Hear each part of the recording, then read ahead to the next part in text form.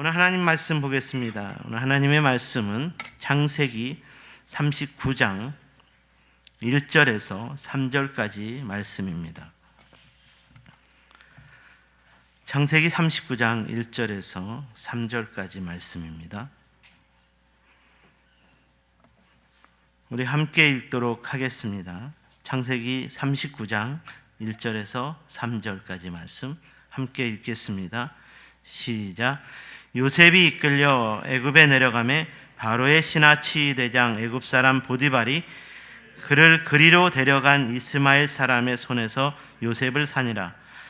여호와께서 요셉과 함께 하심으로 그가 형통한 자가 되어 그의 주인 애굽 사람의 집에 있으니 그의 주인이 여호와께서 그와 함께 하심을 보며 또 여호와께서 그의 범사에 형통하게 하심을 보았더라. 아멘. 오늘은 형통한 자 요셉의 삶이라는 제목으로 말씀의 은혜를 함께 나누어 보고자 합니다. 오늘 말씀을 통해 형통한 자가 되는 지혜를 얻을 수 있게 되기를 바랍니다. 이런 차원에서 좌우 옆 사람에게 먼저 다시 한번 이 축복의 인사를 이 말씀으로 전했으면 좋겠습니다. 우리도 요셉처럼 형통한 자가 됩시다. 이렇게 축복의 인사를 전했습니다. 우리도 요셉처럼.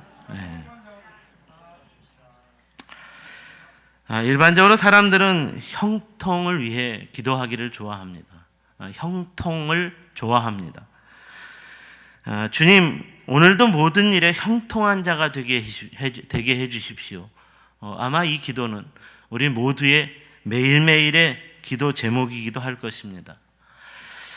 이런 차원에서 옛날 어르신들은 만사형통이라는 사자성어를 집안 거실에 그 액자로 만들어서 걸어놓는 것도 좋아했습니다. 그렇다면 어떤 사람이 만사형통한 사람일까요? 일단 경제적인 어려움이 없어야 할 것입니다. 또 인간관계에서도 걸림돌이 없어야 할 것이고, 어떤 미래에 대한 두려움과 염려와 근심이 없어야 하고, 건강도 나빠져서 걱정하는 일이 없는 건강한 삶이라면, 이런 정도의 삶이라면 만사형통, 이런 사람이라면 가히 만사형통한 삶이라고 말할 수 있을 것입니다. 여러분 모두의 삶이 만사형통한 삶이 되기를 바랍니다. 그렇다면 오늘 성경은 형통한 삶에 대해서 어떻게 이야기하고 있을까요?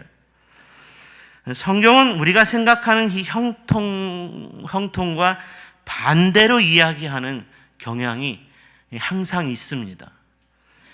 성경은 우리가 생각하는 일반적인 기준의 형통을 이야기하고 있지 않다는 말입니다. 오늘 창세기 39장을 보시면 시작부터 마지막까지 이 형통이라는 단어를 여기저기 뿌려놓은 듯한 느낌이 들 정도로 형통이라는 단어가 반복돼서 소개되고 있습니다.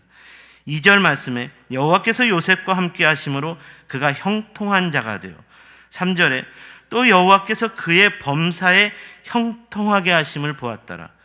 그리고 뒤로 쭉 내려가서 23절 마지막 절에 이는 여호와께서 요셉과 함께 하심으로 여호와께서 그를 범사에 형통하게 하셨더라. 이 창세기 39장에는 가장 많은 형통이라는 단어가 등장합니다. 우리가 구약 성경에서 한 장에 이렇게 많은 형통이라는 단어가 들어가 있는 것을 볼 수가 없습니다. 창세기 39장만 유일하게 가장 많은 이 형통이라는 단어를 반복적으로 소개하고 있습니다. 그런데 창세기 39장은 이 주인공인 요셉이라는 사람의 이야기 가운데 가장 암담하고 슬픈 이야기를 소개하고 있습니다. 어쩌면 이런 인생이 있을까 싶을 정도로 참담한 요셉의 삶에 대한 이야기를 소개하고 있습니다. 이렇게 불쌍하고 가련한 인생이 또 있을까 싶을 정도로 슬픈 이야기들 뿐입니다. 물론 나중에 요셉의 인생을 보면 극적인 반전을 이루어 애굽의 총리가 되는 성공을 이루게 됩니다. 그렇다면 요셉이 애굽의 총리가 된 그 순간부터 가장 형통한 삶이라고 말할 수 있어야 하지 않겠습니까? 그러므로 애굽의 총리가 된 이후의 요셉의 삶을 소개하는 각 장마다 형통이라는 단어가 어쩌면 더 많이 채워졌어야 했을 것입니다. 하지만 이후에는 요셉을 형통한 자라고 소개하는 장이 한 군데도 없습니다. 오히려 요셉의 삶이 가장 참담하고 암울했던 오늘 창세기 39장에서만 그는 형통한 자가 되었다라는 말들이 반복적으로 기록되고 있습니다. 그렇다면 어떻게 요셉이 형통한 자가 되었다는 것일까요? 오늘 본문 1절을 보시면 요셉이 이끌려 애굽에 내려가매 바로의 친위 대장 애굽 사람 보디발이 그를 그리로 데려간 이스마엘 사람의 손에서 요셉을 사니라. 이렇게 증거하고 있는데, 이는 요셉이 형들의 미움을 받아 미디안 상인들에게 노예로 팔렸다는 것이고, 이로 인해 애굽의 인력 시장에 나오게 되었고, 여기서 보디발이라는 사람에게 노예로 팔렸다라는 이야기입니다. 사랑하는 여러분, 요셉이 인력 시장에서 노예로 팔리는 모습을 상상해 보십시오. 애굽 사람들에게 짐승이나 물건 취급을 당하며 건강 상태에 따라 등급이 매겨졌을 것입니다. 치아 상태를 보고, 근육 상태를 보고, 힘을 얼마나 쓰게 생겼는가, 키를 보고, 또 용모를 보았을 것입니다. 그리고 도망치지 못하도록 창살이 갇혀있는 감옥에 갇혀 있었고, 손과 발목에는 쇠고랑이 채워져 있었을 것입니다. 이리저리 끌려다니며 많은 사람들에게 보여지고 가격 흥정을 당하고 결국 어느 집에 노예로 팔리게 되는 것은 참으로 치욕스럽고 수치스러운 삶이었을 것입니다. 이런 요셉의 삶이었기 때문에 이렇게 노예로 팔려다니는 자신의 인생을 생각하면서 내가 이렇게 사느니 차라리 혀를 깨물고 죽어야겠다는 절망스러운 생각이 들지 않았겠습니까? 그런데 이런 순간마다 요셉은 자신이 형통한 자라고 생각했고, 이로 인하여 이런 절망과 슬픔과 고통스러운 마음에서 벗어날 수 있었습니다. 그렇다면 오늘 본문의 요셉은 어떻게 이런 상황에서 형통한 자로서의 삶을 살아갈 수 있었을까요? 어떻게 이런 상황 속에서 나는 형통한 사람이라고 말할 수 있었을까요? 오늘은 본문이 전하는 형통한 자 요셉의 삶을 통해서 형통한 자로서 우리의 삶을 위한 도전을 오늘 본문을 통해서 함께 붙잡을 수 있게 되기를 축복합니다. 형통한 자로서 요셉의 삶은 첫 번째로 여호와께서 요셉과 함께 하심을 믿는 삶이었기 때문입니다. 이에 대한 교훈은 본문 2절 말씀입니다. 여호와께서 요셉과 함께 하심으로 그가 형통한 자가 되어 그의 주인 애굽 사람의 집에 있으니, 이 말씀에서 형통에 대해서 분명하게 교훈하고 있는데, 형통이란 무엇이냐라는 이 질문에 여호와께서 그와 함께 하심으로 그가 형통한 자가 되었다. 이는 요셉의 삶이 여호와께서 함께하여 주심으로 형통하게 되었다는 말입니다. 일반적으로 사람들은 형통을 물질이나 건강이나 미래에 대한 염려와 근심이 없는 것으로 그렇게 이해하지만, 우리도 그렇게 이해하지만, 성경은 하나님이 함께하여 주시는 것이 곧 형통이라고 정의하고 있다는 것입니다. 사랑하는 여러분, 저와 여러분의 삶에서도 오늘 본문의 요셉처럼 하나님이 함께 하심으로써 형통한 삶이라고 고백할 수 있게 되기를 축복합니다. 문제는 우리가 이런 형통을 받아들이지 못한다는 것입니다. 지금 요셉이 노예로 팔리는 수치를 당하고 있고 노예로 살게 되는 고난의 삶이 얼마나 고달픕니까? 내 의지로는 아무것도 할 수 없습니다. 그저 주인의 의지대로 살아야 합니다.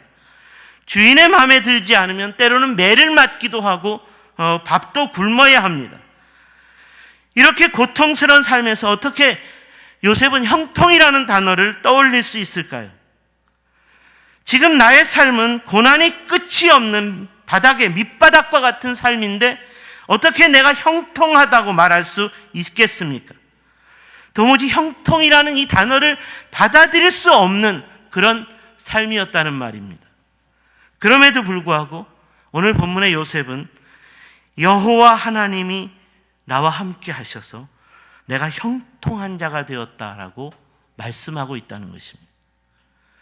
이는 요셉 자신이 밑바닥 같은 인생 가운데에서도 여호와 하나님이 자기와 함께 해주신다는 믿음을 붙들었고, 이런 믿음 가운데서 그가 스스로 형통한 자로 생각했다는 말입니다. 바로 이렇게 하나님이 함께 하신다는 믿음을 붙잡고 사는 형통한 자 요셉의 삶이었기 때문에 보디발의 노예로 살아가면서 절망하거나 좌절하지 않았고, 노예로 사는 삶으로 인한 원망과 불평하지 않았고, 그 상황 속에서도 최선의 열심과 충성을 다하는 노예로서의 삶을 살아갈 수 있었습니다. 하지만 이 부끄러움과 수치를 당하는 절망스러운 수치를 당하게 되는 절망 가운데 빠지게 되는 이 요셉의 삶이 이렇게 노예의 삶으로서 끝이 났다면 얼마나 좋겠습니까? 안타까운 것은 오늘 이 39장, 창세기 39장에서 소개하는 이 요셉의 삶은 여기에서 더 추락합니다. 이후의 요셉의 삶은 더 큰 부끄러움과 수치를 당하는 삶으로 전락하게 됩니다. 어떤 삶이었습니까? 감옥에 갇히는 죄수가 되는 삶이었습니다. 당시에 감옥에 갇히는 죄수가 된다는 것은 아주 포악한 죄수들이 모여있는 곳이기에 그 죄수들 가운데 언제 위협을 당하고 죽음을 당하게 될지 모르는 그런 삶이었습니다. 포악한 죄수들 가운데 살아남을 수 있는 사람은 그 포악한 죄수 악인과 손을 잡고 타협하거나 스스로 자신을 지켜낼 수 있는 강한 힘을 가진 사람뿐이었을 것입니다. 하지만 요셉은 스스로를 지켜낼 수 있는 강한 힘을 가진 사람은 아니었습니다. 그럼에도 불구하고 요셉은 악인과 손을 잡지도 않았습니다. 요셉은 하나님이 함께 하신다는 믿음을 붙잡았고, 이 믿음을 가지고 감옥에서도 잘 살았습니다. 요셉이 감옥에서 잘 살았다는 이야기도 창세기 39장에서 자세하게 소개하고 있습니다. 만약 요셉이 억울하게 감옥에 갇힌 죄수의 신세가 되어서 비관하며 이제 나는 다 끝났다라고 생각하고 절망하고 좌절하며 생을 포기해 버렸다면, 아니 악인의 손을 잡고 이제 나는 더 악하게 이 악인들처럼 살겠노라고 그렇게 하는 삶으로 전락해 버렸다면, 이런 요셉의 삶이 훗날 애굽의 총리가 될 수 있었을까요? 요셉은 억울하게 감옥에 갇힌 죄수가 되었어도 그곳에서도 하나님이 자신과 함께 해주심을 믿었습니다. 그러므로 감옥살이에서도 성실하게 하나님이 나와 함께 하심을 믿는 믿음을 가지고 형통하게 살았습니다. 이로 인하여 형통하게 산 요셉의 삶을 이렇게 소개합니다. 간수장의 총애를 받아 감옥의 모든 사무를 맡아보게 되었고, 이런 요셉의 삶이었기 때문에 훗날 애굽의 총리가 될 수 있는 길을 열어주는 2명의 전직 관원들도 만날 수 있게 되었습니다. 사랑하는 여러분, 오늘날 우리의 인생에서 고난을 피할 수 있는 사람은 아무도 없습니다. 아무런 근심과 걱정이 없는 평안을 누리며 살 수 있는 사람도 아무도 없습니다. 왜냐하면 우리가 사는 세상은 사단의 정사와 권세와 어둠의 세상 주관자들과 악한 영들과의 싸움이 끊이지 않는 삶이기 때문입니다. 그러므로 이 땅에서 사는 삶은 악한 사단과 그에 속한 영들의 유혹과 공격으로 인해 때로는 억울한 고난을 당하기도 하고, 때로는 알 수 없는 환난과 핍박을 당하기도 합니다. 성도는 이런 세상에서 하나님께서 나와 함께 해주심으로 고난과 환난을 이기는 자로 형통한 삶을 사는 사람들입니다. 안타까운 것은 세상 사람들은 저마다 크고 작은 환난과 핍박, 고난 앞에서 두려워하고 좌절합니다. 그래서 크고 작은 환난과 고난, 핍박, 고난을 물리쳐주는 어떤 일시적인 평안과 일시적인 위로를 얻게 되는 것을 무척이나 좋아합니다. 오늘날 사람들은 이렇게 일시적인 평안과 위로를 주는 것이라면 무엇이든지 다 좋다고 합니다. 그래서 술과 마약을 좋아합니다. 일시적인 평안을 주는 것이고 일시적인 우리의 삶의 힘듦을 이겨낼 수 있는 위로를 주는 것이기 때문입니다. 특별히 오늘날 사람들이 이렇게 고난받는 삶으로부터 일시적인 평안과 위로를 구하는 것으로서 음악을 좋아하는 것도 바로 이런 이유에 있습니다. 성도라고 하면서 세상 음악을 통해서 위로를 받고 은혜를 받고 평안을 얻었다, 이렇게 고백하는 것, 사랑하는 여러분, 성도답지 않은 것입니다. 요즘에 창기라는 음악이 젊은이들 사이에서 많이 듣는 음악이라고 합니다. 창기라는 말에 두 가지 뜻이 있습니다. 이 창기는 호랑이 귀신, 물귀신, 이 두 가지 의미가 있습니다. 하나는 호랑이 귀신, 이는 사람이 호랑이에게 잡혀 먹여 호랑이와 함께하는 귀신이 되었다라는 의미입니다. 이 호랑이를 영물이라고 하잖아요. 이 호랑이에게 잡혀 먹은 사람은 호랑이 귀신이 된다는 거예요.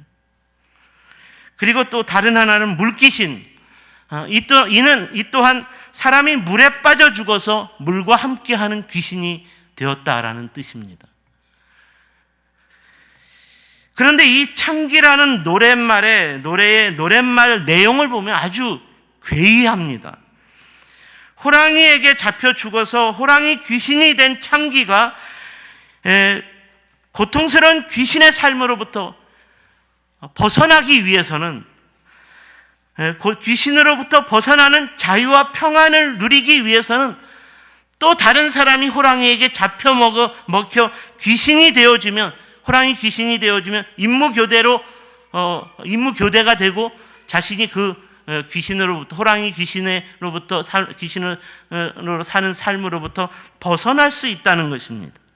그래서 이 노랫말이 또 다른 사람이 호랑이에게 잡혀 먹히도록 유혹하는 노래입니다. 마찬가지로 물에 빠져 죽은 물귀신도 고통스러운 귀신의 삶으로부터 벗어나기 위해 또 다른 누군가가 물에 빠져 죽도록 유혹하는 노랫말입니다.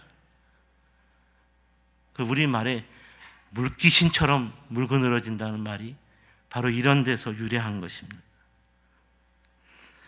사랑하는 여러분, 이는 그저 자기 자신의 평안과 자유를 위해서는 다른 사람을 얼마든지 희생시킬 수 있다는 매우 이기적이고 악한 마귀에 속한 악인의 삶을 노래하는 것입니다. 우리가 그런다는 거예요. 내가 위로와 평안을 얻는 것이라면 수단과 방법을 가리지 않는, 이는 마귀에 속한 것, 사단에 속한 것입니다. 박수무당을 찾아가면 사람들에게 고난과 고통을 주는 귀신을 물리쳐주는 부적을 써주거나 구술하기도 합니다. 부적과 구술하는 것은 일시적인 고난과 고통을 주는 귀신을 물리치려는 것에 목적이 있습니다. 사람들은 자신의 삶이 조금만 자유롭고 평안할 수 있다면 무엇이든지 다 좋다고 유혹하는 것에 빠져들고, 그래서 박수와 무당을 찾기도 좋아한다는 것입니다.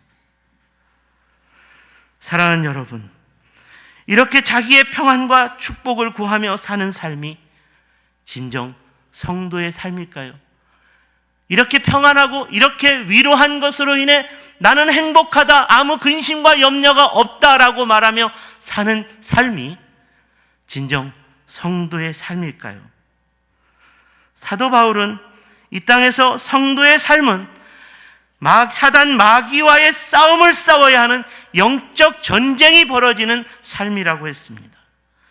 그러므로 오늘 저와 여러분의 삶에서 나는 아무런 근심과 염려가 없다면, 환난과 핍박과 고난과 고통이 없다면, 그저 평안만이 가득한 삶이라면 이는 저와 여러분이 어쩌면 성도로서의 삶을 살고 있지 않기 때문일 것입니다. 이 땅에서 성도의 삶은 사단에 속한 고난과 고통이 끊이지 않는 삶인 것입니다. 이 땅에서 성도의 삶은 언제나 사단으로 인한 환난과 핍박이 끊이지 않는 삶인 것입니다. 그러므로 성도는 일시적인 고난과 평안을 위해 다른 사람을 죽여도 괜찮다고 생각한다거나 부적 따위를 찾는 그런 어리석음에 빠질 수도 없습니다. 왜냐하면 성도의 삶은 어떤 고난과 고통의 삶이더라도, 어떤 환난과 핍박을 당하는 삶이더라도 그 삶 속에서 하나님이 나와 함께 해주심을 믿기 때문에 내가 형통한 삶이라고 고백할 수 있기 때문입니다. 다윗은 바로 이런 고백의 주인공이었습니다.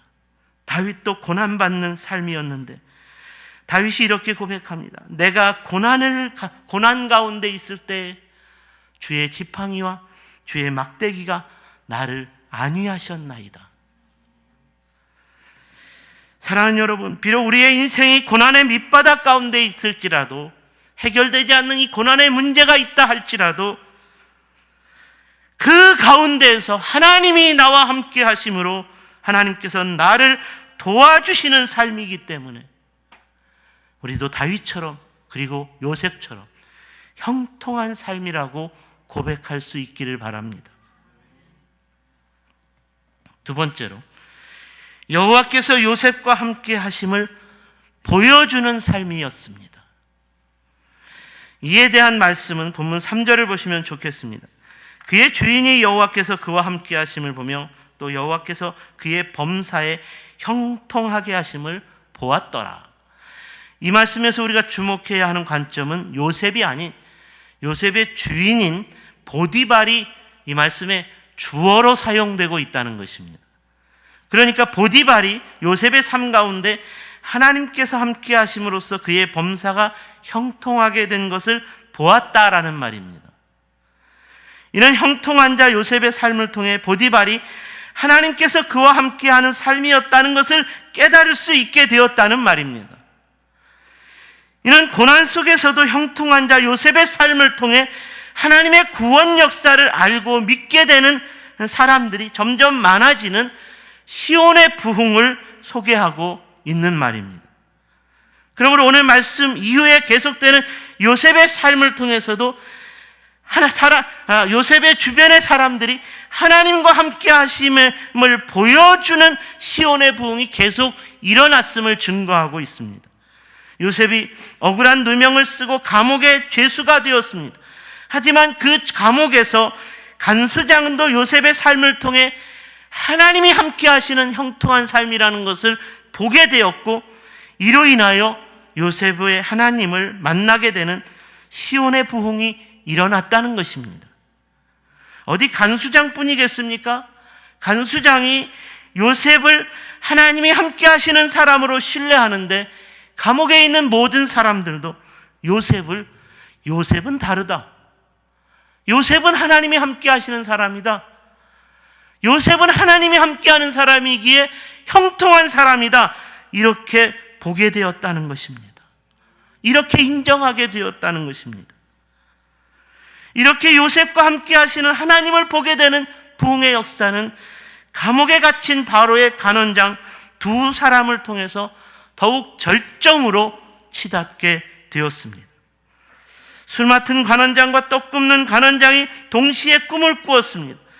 이 꿈은 두 사람의 운명이 갈리는 꿈이었습니다. 요셉이 이 두 사람의 꿈을 해몽해 주었습니다. 술 맡은 관원장은 바로의 부름을 받게 된다는 것이었고, 떡 맡은 관원장은 바로에게 참소를 당하게 된다는 것이었습니다. 요셉의 꿈 해몽은 그대로 적중했습니다. 그러니까 요셉의 꿈 해몽대로 바로의 부름을 받게 된 술 맡은 관원장은 분명하게 보게 되었습니다. 요셉과 함께 하시는 하나님을 보게 되었다는 말입니다. 이렇게 요셉의 하나님을 보게 된 술 맡은 관원장이었기 때문에 훗날 바로가 꿈을 꾸게 되었고, 이 꿈을 해석하는 사람을 찾지 못했을 때 바로에게 요셉을 추천하였고, 이렇게 추천받은 요셉을 통해 바로 또한, 애굽 왕 바로 또한 요셉과 함께 하시는 하나님을 보게 되었기 때문에 요셉을 애굽의 총리가 되게 하는 놀라운 부흥의 역사가 일어나게 되었습니다. 사랑하는 여러분, 오늘날에도 형통한 자 요셉과 같은 삶을 통해서 세상 사람들이 하나님께서 함께 하심을 보게 되는 시온의 부흥은 일어나야 하는 줄로 믿습니다. 저와 여러분이 제2의 형통한 자 요셉이 되어야 한다는 말입니다. 어떤 고난과 고통과 환난과 핍박을 당하는 삶이더라도 하나님이 나와 함께 하심을 믿는 믿음으로써 형통한 자로서의 삶을 살아냄으로써 불신 세상이 우리와 함께 하시는 하나님의 구원 역사를 보게 되는 시온의 부흥이 일어날 수 있어야 한다는 말입니다. 오늘날 교회 부흥이 일어나지 않는 것은 교회 안의 성도들이 요셉처럼 큰 성공자가 되기를 기도하는 사람들은 많은데, 정말 요셉처럼 하나님이 함께 하심으로 고난 중에도 형통한 자로 삶을 살아가는 삶을 보여주는 성도가 없기 때문입니다. 하나님은 언제나 하나님이 함께 하신다는 믿음을 보여주는 것으로서 형통한 삶을 살아내는 요셉과 같은 사람을 찾으십니다. 요셉과 같은 승리와 부흥은 구약시대에만 일어나는 역사가 아닙니다. 신약시대에서도 얼마든지 일어날 수 있는 역사였고, 저와 여러분의 오늘날 교회 역사에서도 언제든지 일어날 수 있는 역사이어야 합니다. 그러나 우리가 요셉처럼 하나님이 함께 하심을 보여주는 믿음으로 살지 못하기 때문에 요셉과 같은 승리와 부흥이 일어나지 않는 것입니다. 사랑하는 여러분, 이 나라 이 민족의 역사 가운데 하나님이 함께 하심을 보여줄 수 있는 요셉과 같은 하나님의 사람이 총리가 되고 대통령이 되어주기를 원하십니까? 그렇게 된다면 얼마나 좋겠습니까? 우리는 요셉과 같은 하나님의 사람을 위정자로 세워달라고 기도하기를 좋아합니다. 그런데 이렇게 기도하는 우리의 삶은 과연 요셉처럼 하나님이 함께 하심을 보여주는 형통한 자로서의 삶을 살고 있을까요? 저와 여러분이 요셉과 같은 하나님이 함께 하시는 형통한 자로서의 삶을 살고 있느냐는 말입니다. 오늘 우리가 형통한 자 요셉처럼 살지도 못하면서 요셉과 같은 하나님의 사람을 세워달라고 기도하는 것, 그것이 과연 합당한 기도일까요? 하나님께서 어떻게 그런 기도를 응답해 주실 수 있을까요? 과정이 없는 결론은 무익한 것입니다. 우리와 우리 자녀들이 형통한 자 요셉처럼 고난의 노예 시절에도 하나님이 나와 함께하는 삶으로서 믿음의 합격점을 받을 수 있어야 하고, 더 고통스러운 재수 시절에도 하나님과 함께 하나님이 나와 함께 하심을 믿는 삶으로서 믿음의 합격점을 받을 수 있어야 합니다. 그래서 하나님과 함께하는 삶을 믿지 않는 세상 사람들에게 보여주는 것으로서 하나님 구원 역사를 이루는 부흥이 일어날 수 있어야 한다는 것입니다. 그러므로 우리가 다시 한번 형통한 자 요셉처럼 살아야 할 것을 우리가 결단할 수 있어야 합니다. 우리가 우리 자녀들에게 애굽의 총리가 된 성공자로서 요셉의 삶이 아닌 너는 어떤 상황에서도 형통한 자 요셉처럼 하나님이 함께 하심을 믿는 자로 살아야 한다고 가르쳐 줄 수 있어야 합니다. 지난날 한국교회가 성공자로서 애굽의 총리가 된 요셉의 삶을 좋아하는 것으로 인해 교회 장로라는 분이 대통령이 되는 것을 좋아했고 교회 장로라는 분이 총리가 되는 것도 좋아했습니다. 그런데 망신을 당하고 말았습니다. 세상 사람들로부터 조롱과 멸시를 당하고 말았습니다. 이런 분들을 통해서 하나님이 함께 해주심을 보여주는 하나님의 구원 역사 이루지 못했습니다. 하나님이 함께 해주심을 믿고 보여줄 수 있는 형통한 자로서의 요셉과 같은 삶의 내용이 없다면 겉모습만 화려한 애굽의 총리 요셉의 성공은 아무것도 아닌 것입니다. 사랑하는 여러분, 오늘부터라도 우리가 바른 기도를 시작할 수 있어야겠습니다.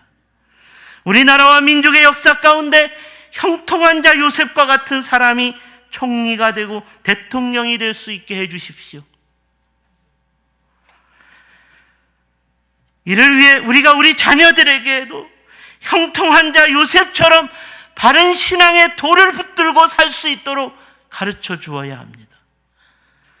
어떤 상황에서도 하나님이 나와 함께 하심을 믿고 너와 함께 하심을 믿고 보여주는 것으로서 형통한 삶을 살아낼 수 있다면 그렇게 살아가는 바른 신앙의 삶을 포기하지 않는다면 하나님이 반드시 너의 인생을 애굽의 총리가 되게 하는 부흥을 이루게 될 것이다. 분명하게 기억하십시오. 형통한 자로서의 삶을 살아내는 요셉과 같은 삶이 없다면 애굽의 총리가 된 요셉은 아무런 의미가 없는 것입니다. 바라기는 저와 여러분의 세종샘 가족들은 모두가 형통한 자 요셉의 삶을 온전히 계승하여 다시 한번 이 땅에서 하나님의 구원 역사를 보여줄 수 있는 시온의 영광을 선포하는 거룩한 주인공들이 다 될 수 있기를 주님의 이름으로 축원합니다. 기도하겠습니다.